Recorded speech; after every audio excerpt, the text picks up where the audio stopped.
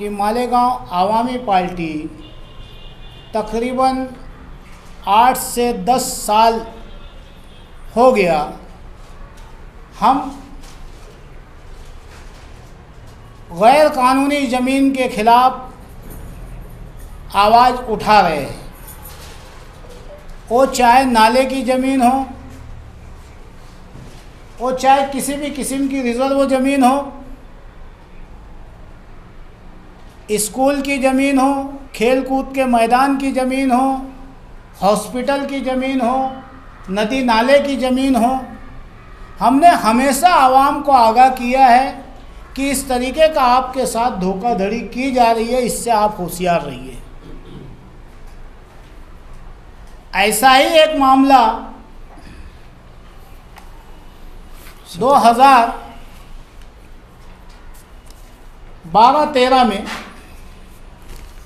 Survey number 114 ए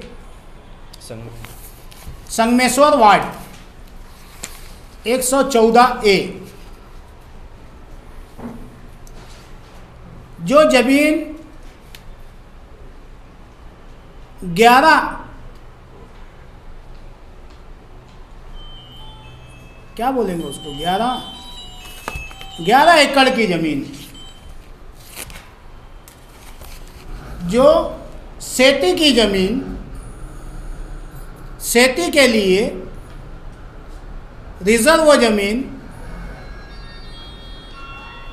तहसीलदार साहब ने कहा ये शुरू से आखिर तक ये ज़मीन सेती के लिए है, सेती की रहेंगी। मैं आप मीडिया के लोगों को इस सब काफिया देने वाला हूँ। उन्होंने अपने अहवाल में लिखा माननीय प्रांत साहब को कि इस ज़मीन का गैर इस्तेमाल किया जा रहा है, इससे फौरी सरकारी जब्त में ले लिया जाए। माननीय प्रांत साहब ने उनके पास आदेश जाने के बाद उन्होंने जो मीटिंग बुलाई और जो काम किया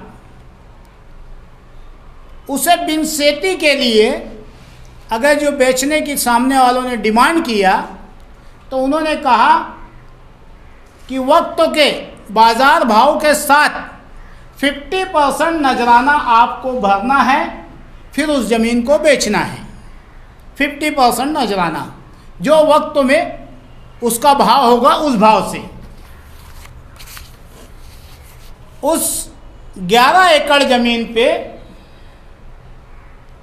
प्रांतों के इस ऑर्डर के बाद उस जगह पे आप लोगों को मालूम होना चाहिए कि जो भी सेती होती है, एक सेती के अंदर एक बैलगोटी होती है, एक बैलगोटी। वहाँ पे सर जी कई सैकड़ों लोगों को बैलगोटी के नाम से खरीदी दे दी गई।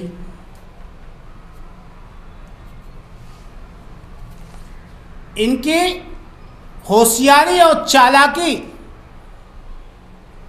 10 एकड़ की ज़मीन है तो एक बैलगोटी रहेंगी, 15 एकड़ की ज़मीन है एक बैलगोटी रहेंगी, 8 एकड़ की ज़मीन है एक बैलगोटी रहेंगी।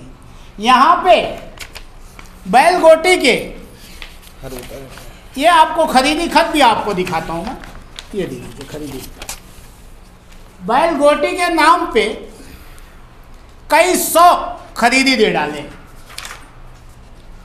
सारे उतारे पे नाम है, सब कुछ है,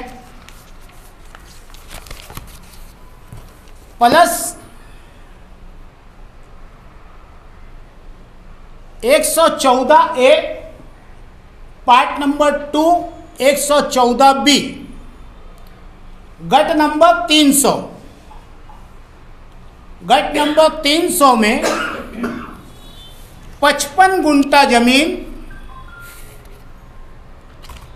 खेल कूद के मैदान के लिए रिजर्व है। बताइए गुंटा जमीन बताइए। खेल कूद के मैदान के लिए रिजर्व है, उसे भी इन लोगों ने टुकड़ा करके बेच दिया।